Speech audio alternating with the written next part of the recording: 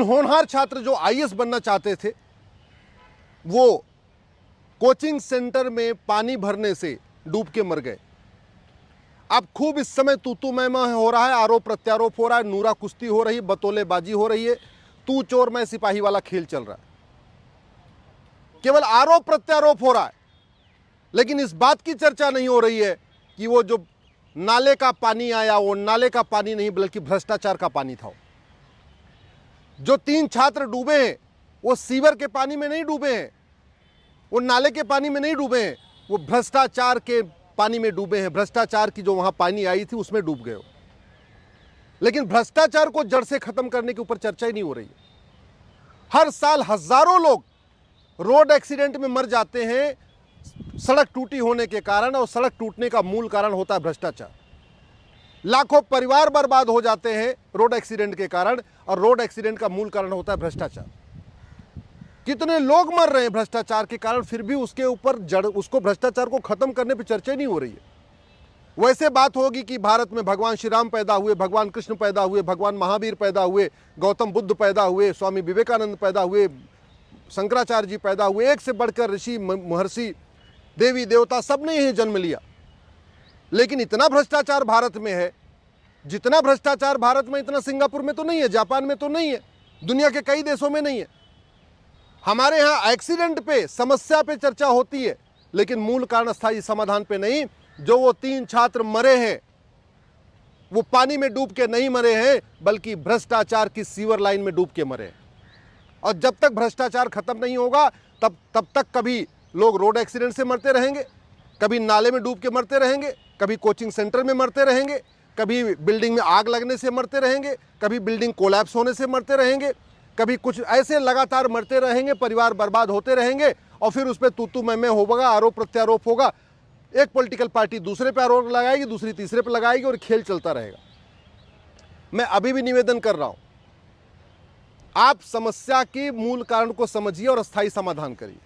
सबसे पहले तो भ्रष्टाचारियों की 100% संपत्ति जब्त करने, उनकी नागरिकता खत्म करने, उनको आजीवन कारावास फांसी देने के लिए कानून बनाइए।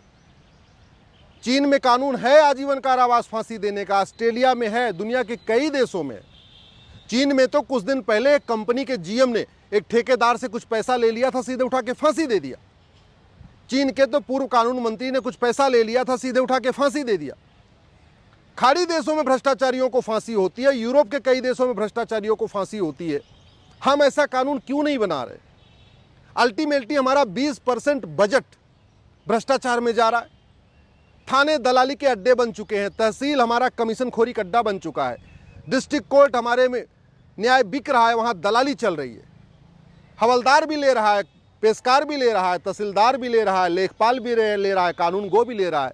नगर निगम भ्रष्टाचार का अड्डा बन चुका है। ये जो डीडीए, जीडीए, एलडीए, पीडीए, ये जितने भर के डेवलपमेंट अथॉरिटीज हैं, भ्रष्टाचार का अड्डा बन चुका है। और जो इतने लोग मर रहे हैं उसमें ज्यादातर लोग भ्रष्टाचार के कारण मर रहे हैं। फिर भी हम 100 रुपए से बड़ी नोट बंद करने की बात नहीं करते। 100 रुपए से बड़ी नोट बंद हो जाए, 25% भ्रष्टाचार तो अपने आप खत्म हो जाएगा। आप दुनिया में उठा के देख लीजिए, जिस देश में जितनी बड़ी करेंसी होती है वहां उतना ज्यादा काला धन होता है, उतना भ्रष्टाचार होता है, उतनी घूसखोरी होती है, उतनी कमीशन खोरी होती है, उतनी कटमनी होती है, उतनी तोलाबाजी होती है। 100 रुपए से बड़ी नोट बंद करते ही 25% भ्रष्टाचार खत्म हो जाएगा। 130 करोड़ आधार बन चुका है, हर परिवार के पास आधार है। प्रॉपर्टी को आधार से लिंक करने के लिए कानून बना दिया जाए, मैं गारंटी के साथ कहता हूं 25% भ्रष्टाचार और खत्म हो जाएगा, यानी 50% भ्रष्टाचार खत्म हो जाएगा। नार्को पॉलीग्राफ ब्रेन मैपिंग कानून बना दिया जाए, कैश लेन देन की लिमिट सेट कर दिया जाए 2000 रुपए कि भैया 2000 रुपए से महंगे सामान का कोई कैश में खरीद ही नहीं पाएगा। मैं गारंटी के साथ कहता हूं 75% भ्रष्टाचार खत्म हो जाएगा, 75% भ्रष्टाचार खत्म हो जाएगा। अल्टीमेटली ये चाहे वो नगर निगम वाले हों, चाहे वो जीडीए के लोग हैं, चाहे डीडीए के लोग हैं, चाहे हुड्डा वाले हैं, चाहे जो भी भारत में अलग अलग डेवलपमेंट अथॉरिटीज हैं, वो जो पैसा लेके गलत काम करवाते हैं, पैसा लेके गलत बिल्डिंग बनाने अलाउ करते हैं या जो भी करते हैं, वो पैसा खाते थोड़ी हैं। अरे महंगे महंगे सामान खरीदते हैं, बड़े फ़ोन, महंगे फ़ोन खरीदेंगे, महंगी गाड़ी खरीदेंगे, प्लॉट खरीदेंगे, फ्लैट खरीदेंगे, फार्म हाउस खरीदेंगे, करोड़ों रुपए शादी विवाह में खर्च करते हैं। यही तो करते हैं ना। 2000 रुपए से महंगे सामान का कैश लेन देन रुक जाए तो वो पैसा खाएंगे नहीं, बैंक में रख नहीं पाएंगे क्योंकि पकड़े जाएंगे बैंक में जमा करते ही कि भैया तुम्हारी सैलरी तो 50,000 है, तुम हर साल 20 लाख रुपए बैंक में कैसे जमा करें? जमा नहीं कर सकते। खर्च भी नहीं कर सकते क्योंकि 2,000 रुपये से महंगे सामान का कैश लेन देन बंद हो चुका है। प्रॉपर्टी नहीं खरीद सकते, फार्म हाउस नहीं खरीद सकते क्योंकि 50,000 रुपये से महंगी संपत्ति आधार से लिंक है। जब कोई फार्म हाउस खरीदेंगे, प्लॉट खरीदेंगे, तब भी उनके आधार में वो ऐड होता चला जाएगा, भैया तो साल में इतनी बार प्रॉपर्टी खरीद चुके।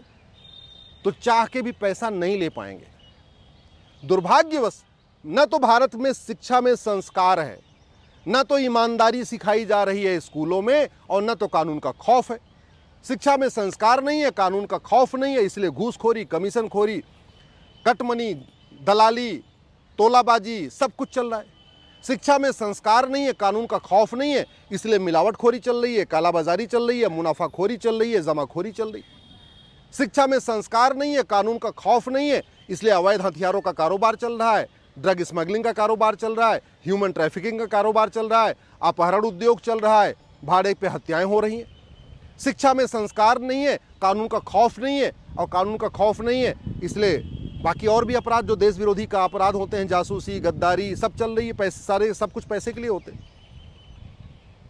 केवल जस्टिस विद इन ईयर लागू कर दिया जाए ना, जस्टिस विद इन ईयर, कि जो भी अपराध करेगा साल भर के अंदर सजा होगी। मैं गारंटी के साथ कहता हूं, फिर कोई बच्चा नहीं मरेगा, फिर किसी कोचिंग सेंटर में पानी नहीं भरेगा।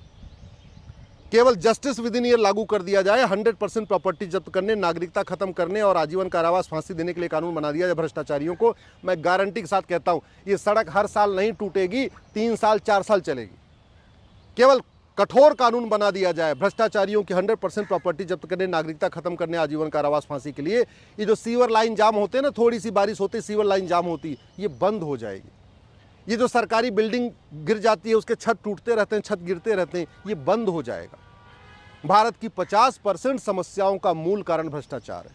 50% समस्याओं का, चाहे वो छत गिरने का मूल कारण, चाहे वो सीवर लाइन चौक होने का मूल कारण, या सड़क बार बार टूटने का मूल कारण, सरकारी बिल्डिंग गिरने का मूल कारण, सरकारी हॉस्पिटल की बदहाली का मूल कारण, सरकारी स्कूल के बदहाली का मूल कारण, जो भी है इसका मूल कारण है भ्रष्टाचार।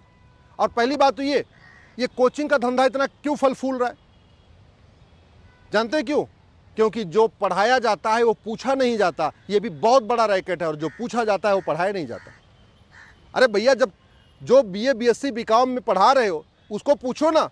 बच्चा कॉलेज में पढ़ेगा, वहीं से सीधे एग्जाम दे लेगा। कोचिंग क्यों करना? कोचिंग माफियाओं ने पूरे एजुकेशन सिस्टम को हाईजैक कर लिया। स्कूल माफियाओं ने पूरे एजुकेशन सिस्टम को हाईजैक कर लिया। 5 लाख करोड़ का कोचिंग का धंधा चल रहा है, 5 लाख करोड़ का। इसलिए मैं सरकार से निवेदन कर रहा हूं, पहली बात तो ये सुनिश्चित करिए कि चाहे वो इंजीनियरिंग का एग्जाम हो, चाहे मेडिकल का एग्जाम हो, चाहे NDA हो, चाहे क्लैट हो, चाहे क्लर्क का एग्जाम हो, चाहे कलेक्टर का एग्जाम हो, वही पेपर वही पूछना चाहिए, क्वेश्चन वही आना चाहिए जो बाकायदा पढ़ाया जाता है। ये कोचिंग माफियाओं ने बाकायदा कोचिंग जो एग्ज़ाम लेने वाली संस्थाएं, उनके साथ ऐसा मिल के खेल खेल लिया है ना कि जो पढ़ाया जाता है 10वीं 12वीं में, वो इंजीनियरिंग मेडिकल में पूछा नहीं जाता, और जो पूछा जाता है वो पढ़ाया नहीं जाता। सब लोग मजबूर हो चुके हैं कोचिंग कराने के लिए। वही हालत आपके IAS में है। UPSC इस तरीके का पेपर सेट कर रहा है कि जो पढ़ाया जाता है BA BSc BCom में वो पूछा नहीं जाता, और जो पूछा जाता है वो पढ़ाया नहीं जाता। मजबूरी में कोचिंग करने के लिए लोग मजबूर हैं। ये कोचिंग माफियाओं के नेक्सस को समझना होगा। सरकार से मैं निवेदन करता हूँ, भारत में यूनिफॉर्म एजुकेशन सिस्टम लागू करिए। पूरे देश की जो भी आपको किताब है वो सुनिश्चित कर लीजिए। यूनिवर्सिटी का सिलेबस कॉमन होना चाहिए, स्कूल का सिलेबस कॉमन होना चाहिए, हायर सेकेंडरी का सिलेबस कॉमन होना चाहिए, सेकेंडरी का सिलेबस कॉमन होना चाहिए, ग्रेजुएशन का सिलेबस कॉमन होना चाहिए। और एग्ज़ाम में वही पूछना चाहिए जो पढ़ाया जाता है, और वही जो पढ़ाया जाता है वही पूछा जाए, जो पूछा जाता है वही पढ़ाया जाए। ये खेल बंद किया जाए, नहीं तो परिवार भी परेशान है, आर्थिक रूप से परेशान है, मानसिक रूप से परेशान है, शारीरिक रूप से परेशान है, और माफियाओं का खेल अपना निरंतर जारी है।